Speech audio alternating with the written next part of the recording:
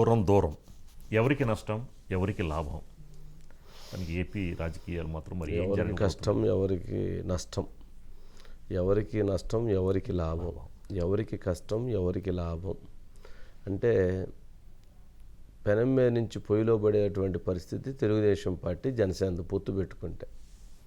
పొత్తు పెట్టుకోకపోతే బీజేపీకి పెనం మీద ఉంటారు, వాళ్ళు పొయ్యిలో పడాల్సిన అవసరం లేదు.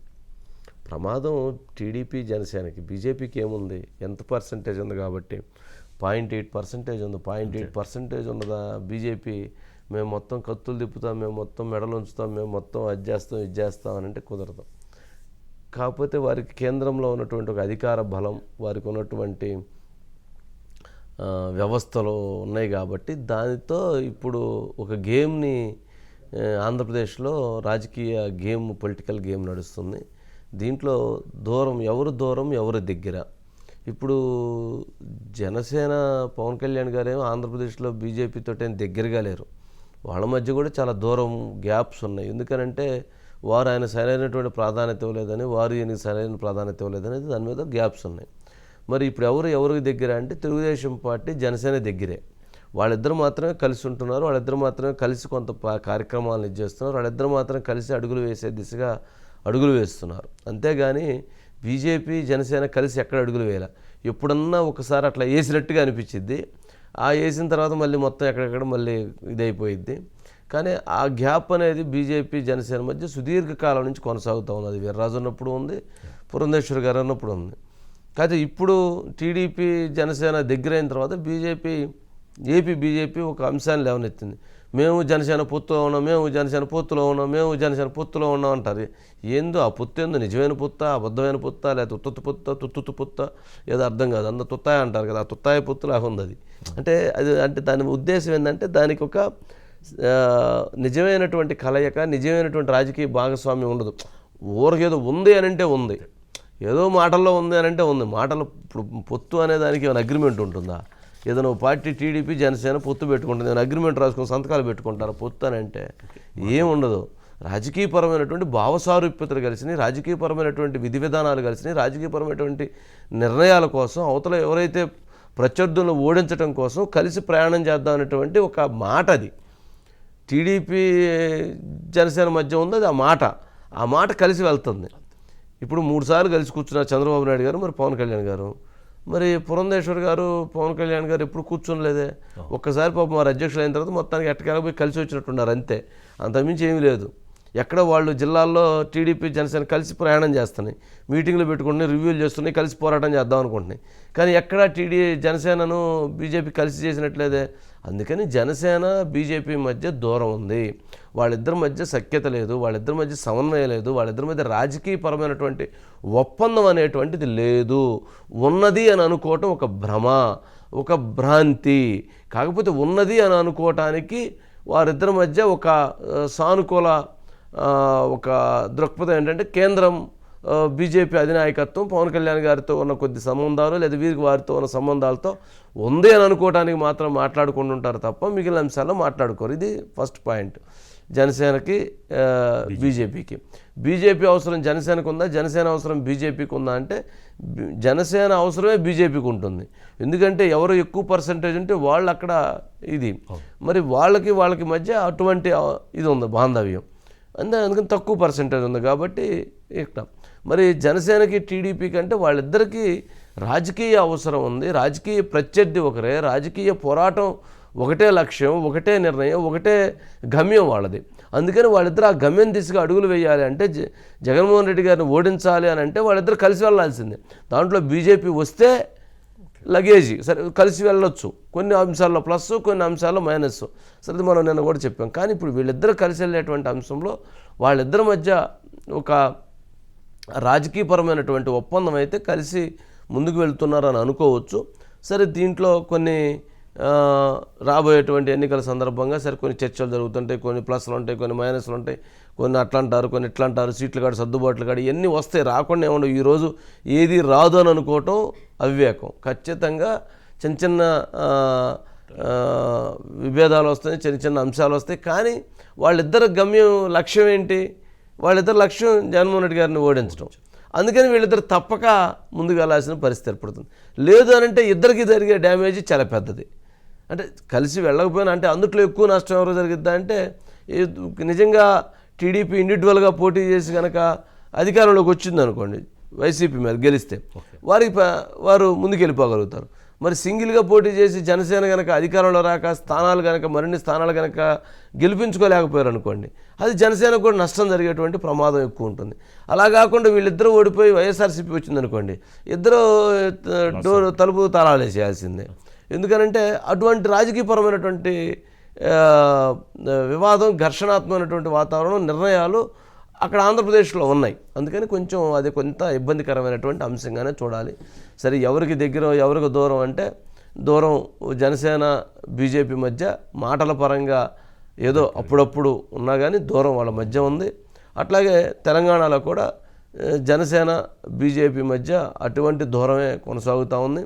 రేపు ఎన్నికల్లో పొత్తే లేదని చెప్పేశారు కిషన్ రెడ్డి గారు. కాబట్టి ఇక్కడ అసలు కటీఫ్ అయిపోయింది అనుకోవాలి. ఆంధ్రప్రదేశ్లో జనసేనకి ఇక్కడేం కంటెస్ట్ చేయాలని కానీ ఇంకోటి కానీ ఏమీ లేదు. మొన్న చేసినటువంటి కంటెస్టే రాజకీయ తప్పిదం, రాజకీయపరమైనటువంటి సరైనటువంటి నిర్ణయం కాదనేటువంటి అభిప్రాయాలు ఎక్కువ ఉన్నాయి. ఎందుకంటే అవసరం లేదు, ఎందుకు ఇక్కడ లేనప్పుడు ఎందుకు చేయాలి. కాకపోతే ఇక్కడ ఉన్నటువంటి పార్టీ నాయకులు ఒత్తిడి మేరకు వాళ్ళు మేము చేస్తాము, మేము గెలిపించుకుంటాం, మేము చేస్తాం అన్నారు. కాబట్టి సరే, పొలిటికల్ సిస్టంలో తెలంగాణకు ఒక కమిటీ ఉంది కాబట్టి ఆ కమిటీ నిర్ణయానికి వదిలేసి చేశారు. మరి తెలుగు టీటీడీపీ కూడా ఇక్కడ ఉంది, కానీ టీటీడీపీ పోటీ చేయదలుచుకోలేదు. కానీ తెలంగాణలో చాలా బలంగా ఉన్నటువంటి టీటీడీపీయే కంటెస్ట్ చేయకుండా వదిలేస్తే కాసాని జ్ఞానేశ్వర పార్టీ వీడి పోయి చేరాడు. కానీ వాళ్ళు కంటెస్ట్ చేయకపోవడం వల్ల ఏంటి, కంటెస్ట్ చేయకుండా నిర్ణయం తీసుకోవాలి. పార్టీ యొక్క నాయకుడు అటువంటి కఠినమైన నిర్ణయాలు కొన్ని సందర్భాల్లో తీసుకోవాలి. మరి చంద్రబాబు నాయుడు గారు తీసుకోగలిగారు, అందువల్ల ఆయనకి ఇక్కడ వచ్చే నష్టం ఏం లేదు. కానీ జనసేన పోటీ చేసి ఓటమి చెందడం వల్ల వాళ్ళ నష్టం కనిపిస్తూ ఉంది. అందుకని ఇక్కడ పెద్దగా ఇది ఉండదు. కానీ ఏపీలోకి వచ్చాక మళ్ళీ అదొక డిఫరెంట్ పాలిటిక్స్. అక్కడ ఇప్పుడు వీళ్ళిద్దరు కలిసి ఉన్నారు, అక్కడ బీజేపీ కలుస్తుందా లేదా అనేటువంటి దాంట్లో చాలా సందిగ్ధత ఉంది, చాలా అనుమానాలు ఉన్నాయి, చాలా ప్రశ్నలు ఉన్నాయి. కాకపోతే కలిసేటువంటి ఒక సంకేతాలకు మాత్రం వాళ్ళు కనపడుతూ ఉన్నారు. జనసేనకి బీజేపీకి దగ్గరగా కనపట్టలేదు, టీడీపీ బీజేపీకి దగ్గరగా వచ్చేటువంటి పరిస్థితులు కనిపిస్తున్నాయి. యాక్చువల్గా జనసేన బీజేపీ పొత్తులో ఉన్నప్పుడు జనసేన బండెక్కి రావాలి కదా, కానీ అట్లా రావట్లా, టీడీపీ సైకిల్ ఎక్కువ వస్తాం అంటున్నారు. ఇది కొంచెం రాజకీయంగా కొంత కన్ఫ్యూజింగ్ కదా, చాలా క్లారిటీగా ఉన్నారు వాళ్ళకి సీట్లు ఇవ్వాలంటే ఎవరు ఇవ్వాలి, షేరింగ్ ఎక్కడ జరగాలి, చంద్రబాబు నాయుడు గారితో షేరింగ్ జరగాలి. అందుకని డైరెక్ట్గా మేము మాట్లాడుకుందాం అనే దాంట్లో షేరింగ్లోకి వద్దాం అనేటువంటిది. కానీ అది దగ్గరగా ఉంటుందా దూరంగా ఉంటుందా, దాన్ని వాళ్ళు ఆ పొత్తు కలవటం కోసం పవన్ కళ్యాణ్ గారిని ఎంతవరకు అడ్డం పెట్టుకుంటారు, ఆయన ద్వారా ఎంతవరకు దాన్ని గేమ్ ఆడించాలని చూస్తారనేటువంటిది ముఖ్యమైన అంశం. అవన్నీ చూడాలి.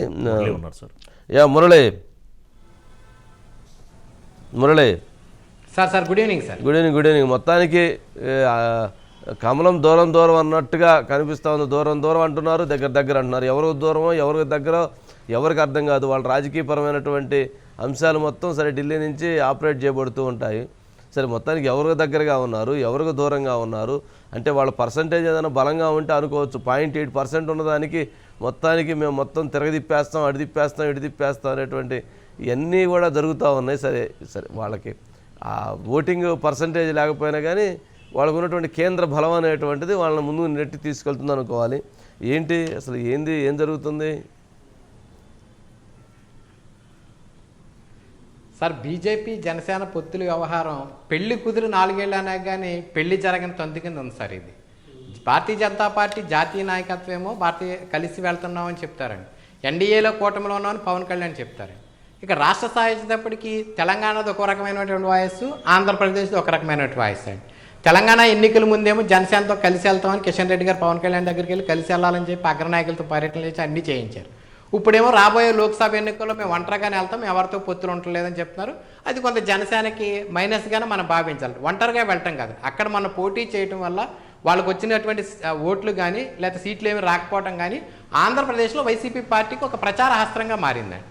రెండోది, ఆంధ్రప్రదేశ్ వచ్చేటప్పటికి ఈరోజు ఎవరైతే ఏపీ బీజేపీ అధ్యక్షురాలుగా ఉన్నటువంటి పురంధేశ్వరి, మేము జనసేన కలిసే ఉన్నాం, పొత్తుల్లో లేవని ఎవరు చెప్పారు మీకు, ఆయన కూడా ఎక్కడ బయట ఉన్నామని చెప్పలేదు, మేము ఎన్డీఏ కూటమిలో ఉన్నాం పవన్ కళ్యాణ్ గారు చెప్తున్నారు కదా, మీరెందుకు ఇలాంటి అనుమానాలు రేకిస్తున్నారని ఆవిడ ప్రశ్నిస్తున్నారు. కానీ పొత్తుల్లో ఉన్నామని చెప్తారు కానీ ఎక్కడ కలిసి పోరాటాలు చేయరండి, కలిసి కూర్చోరు, కలిసి మాట్లాడుకోరు.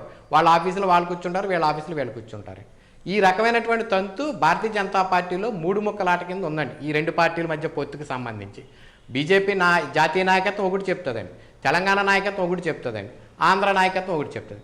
ఓవరాల్గా జనసేన పార్టీకి ఆంధ్రప్రదేశ్లో ఉన్నటువంటి పవన్ కళ్యాణ్కి ఉన్నటువంటి ఇమేజ్ కానీ, పవన్ కళ్యాణ్ కూడా చరిష్మా కానీ, పవన్ కళ్యాణ్ వల్ల ఎంతో కొంత బీజేపీకి హెల్ప్ అవుతుందండి ఖచ్చితంగా. అందుకని బీజేపీ దూరంగా ఉండడానికి ఇక్కడ ఇష్టపడలేదండి. ఖచ్చితంగా కలిసి వెళ్తేనే ఎంతో కొంత మనకు ఒక ఉపయోగం ఉంటుందని ఒక భావనలో భారతీయ జనతా పార్టీ ఉందండి. అంటే దూరంగా ఉంటే బీజేపీకే నష్టం అండి. ఇక్కడ తెలంగాణకు సంబంధించి బీజేపీకి నష్టమా మైనస్ అనేది ఎందుకు చెప్పలేము, ప్లస్ అనేది ఎందుకు చెప్పలేమంటే యాక్చువల్గా బండి సంజయ్ ఉన్నప్పుడు ఉన్నటువంటి పరిస్థితులు వేరు, కిషన్ రెడ్డి గారు బాధ్యతలు తీసుకున్న తర్వాత ఉన్న పరిస్థితులు వేరు. ఆ పరిస్థితులు అక్కడ భారతీయ జనతా పార్టీ ఓవరాల్గానే ఎఫెక్టెడ్ అయింది సార్. అది చివరికి జనసేన మీదకి నెట్టేయడానికి ఒక అవకాశం దొరికిందండి వాళ్ళకి. సో ఆంధ్రప్రదేశ్ వరకు వచ్చేటప్పటికి బీజేపీ దూరంగా ఉంటే బీజేపీకి నష్టం కలిగే అవకాశాలు ఎక్కువ ఉంటాయండి. కానీ కేంద్ర ప్రభుత్వం మాత్రం పవన్ కళ్యాణ్ దూరంగా పెడతాక ఎక్కడ ఉండట్లేదండి. ఆంధ్రప్రదేశ్ వాళ్ళు కూడా మేము దూరంగా ఉంటామని చెప్పట్లేదు, కలిసే వెళ్తా కలిసే ఉన్నామని చెప్తున్నారు, కానీ కార్యక్రమాల్లో కనిపించరండి. ఇక తెలుగుదేశం జనసేన పార్టీ మాత్రం వీరిద్దరి లక్ష్యం ఒకటే అండి, వైసీపీ విముక్తి ఆంధ్రప్రదేశ్ నిర్మించారండి. ఆ నేపథ్యంలో ఇద్దరు కూడా కలవాలని నిర్ణయించుకున్నారు, కలుస్తున్నామని ప్రకటించారు. కలిసిన కాంచి కూడా సమన్వయ కమిటీ సమావేశాలు వేసుకున్నారు, ఉమ్మడి మేనిఫెస్టో రంగం సిద్ధం చేసుకున్నారు. క్షేత్రస్థాయిలో వారందరినీ కలిపారు. వారందరూ కూడా పోరాటాల్లో కలిసి 2 పార్టీలు 2 జెండాలు కలిసి పోరాటాలు చేస్తూ కూడా ముందుకు వెళ్తున్నాయి. అయితే ఇటువంటి సమయంలో బీజేపీని కూడా కలుపుకుంటే కొంచెం బాగుంటుందని ఒక భావన పవన్ కళ్యాణ్ గారిలో ఉంది. పవన్ కళ్యాణ్ గారు అనేక సందర్భాల్లో ఆయన చెప్పారు, బీజేపీతో నేను టచ్లో ఉన్నాను, బీజేపీతో మాట్లాడుతున్నాను. అంటే బీజేపీ, జనసేన, టీడీపీ 3 2014లో సక్సెస్ఫుల్ కాంబినేషన్ అండి. ఆ రోజుల్లో ఉన్న పరిస్థితి చూస్తే 3 పార్టీలు కలిసి అధికారం చేజెక్కించుకున్నాయి. మొట్టమొదటిగా సెంట్రల్లో భారతీయ జనతా పార్టీ అధికారంలోకి వచ్చిందండి.